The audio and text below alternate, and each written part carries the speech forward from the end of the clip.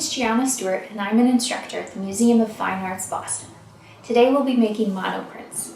Let's get inspired by taking a closer look at the work of artist Ruth Eckstein. Ruth Eckstein was an award-winning printer and abstract painter.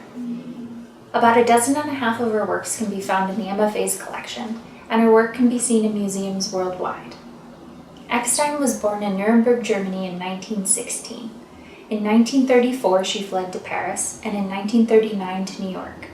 She started studying painting in Paris and then continued at the Museum of Modern Art and the New School for Social Research with Stuart Davis. She immersed herself in drawing, painting, and printmaking techniques, and she studied at the Art Students League of New York. Her works are often inspired by her travels to Central and South America, the American Southwest, Asia, Europe, and North Africa. In 1979, she created the Magreb series. Let's take a closer look at Magreb VI. Warm yellows descend into cooler shades of black and green. Can you find a horizon line? Here, bands of harmonious colors allude to a landscape, or perhaps atmospheric perspective, creating the illusion of space. On the left are sharply defined vertical bands of white, black, and yellow. What do these bold geometric shapes make you think of? It's said Eckstein was the printmaker's printmaker. She experimented with a variety of techniques and used them freely. With that in mind, let's create our own prints. To make your monoprint, you'll need a few materials. If you have a brayer, you can use that, otherwise a brush will do. You'll want a hard surface. In this case, I'm using a piece of plastic. You'll need some paper. Just printer paper is working for me. Household items that you think might make an interesting texture, and ink. I'm using a water-based ink from Blick, and wax paper to create a disposable, easy-to-clean-up palette. Go ahead and tape that wax paper to the table. Now for this step, you can use a brayer or a brush. Either one will do. I'm going to add some ink to my palette.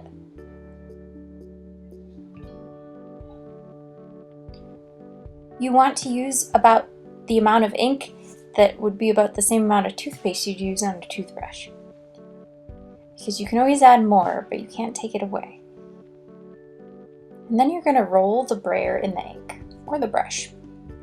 When using the brayer, you always want to set it down on the table on the flat side.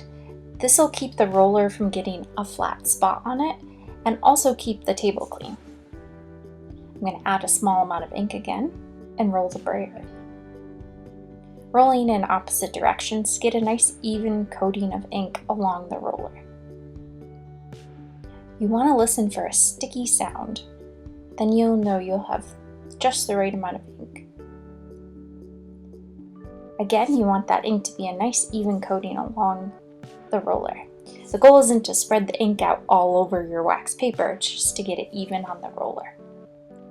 Then you can go ahead and roll up whatever you're using for your plate.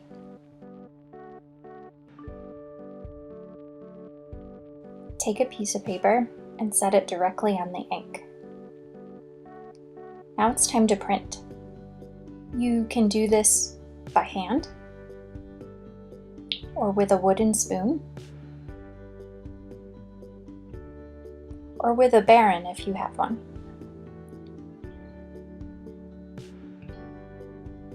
However you're printing, you want to apply pressure in small circles across the surface.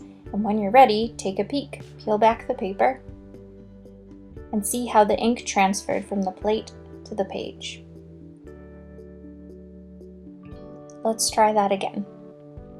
Remember to set the brayer down on the flat side. Now I'm going to use some household materials to make some subtractive marks in the ink. Where I remove the ink with this, it should show the white of the page when I print. Let's see what happens.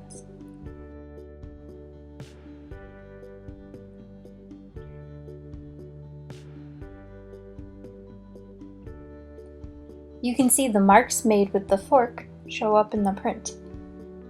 However, any marks you make are going to show up in the reverse, like a mirror image. Keep this in mind if you're creating symbols or text. Now let's try an additive method. You can use a brush or anything else to apply the ink to the plate. I'm going to print that along with what's left on the plate from the last print. That's known as a ghost print.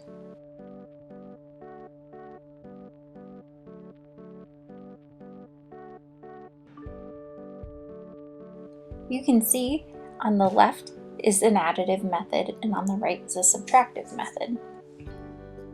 You can clean up the plate by printing another ghost print.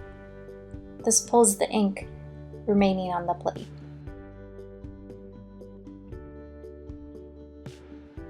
Let's experiment some more. What happens if you add another color? Can you create a gradient by rolling the brayer in the same direction?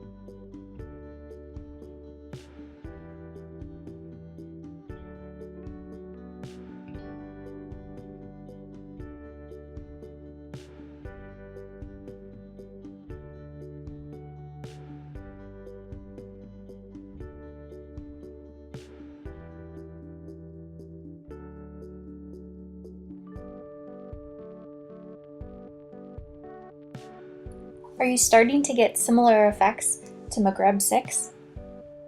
How do you think it may have been made?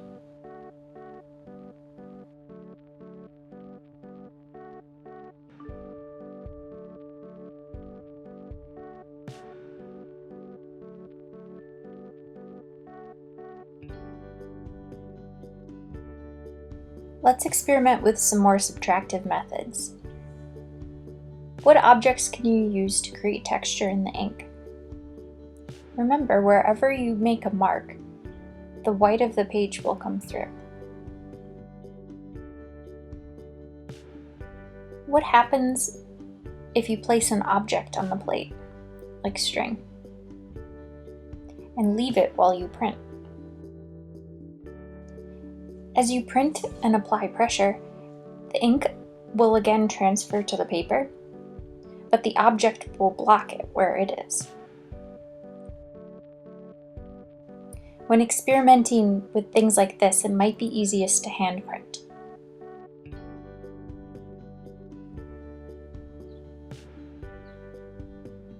You can peel back the paper to reveal the print. You'll see a silhouette was created where the object was laid on the plate. You can remove the object and print what's left.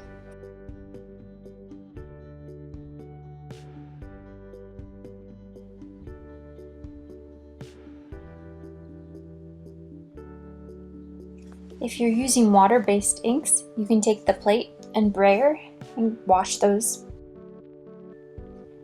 And now the wax paper is easily removed for a quick cleanup.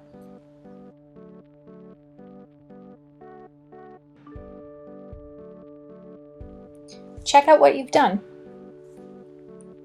How do the prints compare and contrast? You'll want to sign and edition the prints in pencil.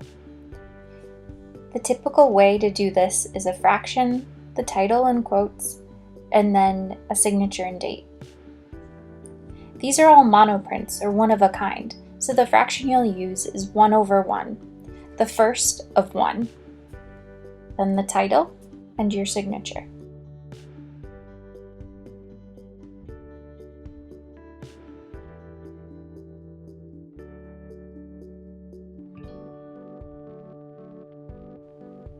Now, during our experiments, we weren't so worried about registration or the centering of the print on the page. If you have a piece you really like, but it's very off-center, you can fix that. All you need is something with a straight edge like a ruler. Apply pressure to the ruler and pull up the paper along the edge. This creates a nice torn, deckled edge along your print. print. You're essentially trimming the paper to the print. And typically, a little more paper is left at the bottom of the print.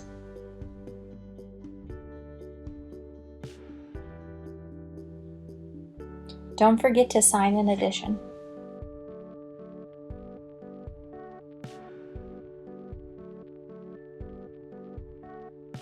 Interested in creating bold geometric lines like Ruth Eckstein's Magreb VI? We can mimic this using simple blue painter's tape.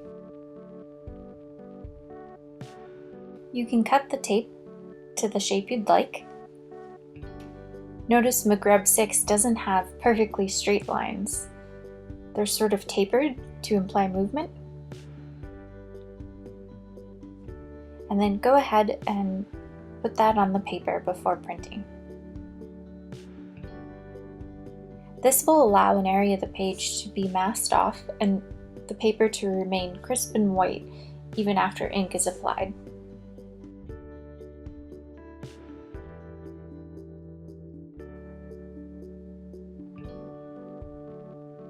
You can wipe off the plate you're using in between prints.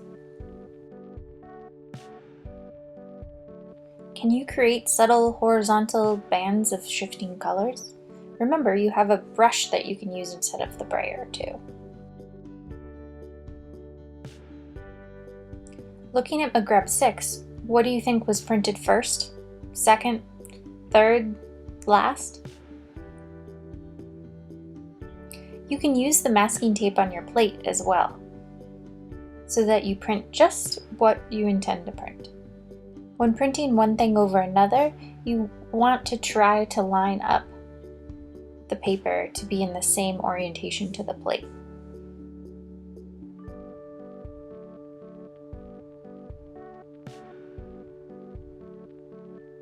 What other colors does Eckstein use, and in what combinations? Are there tints, tones, shades?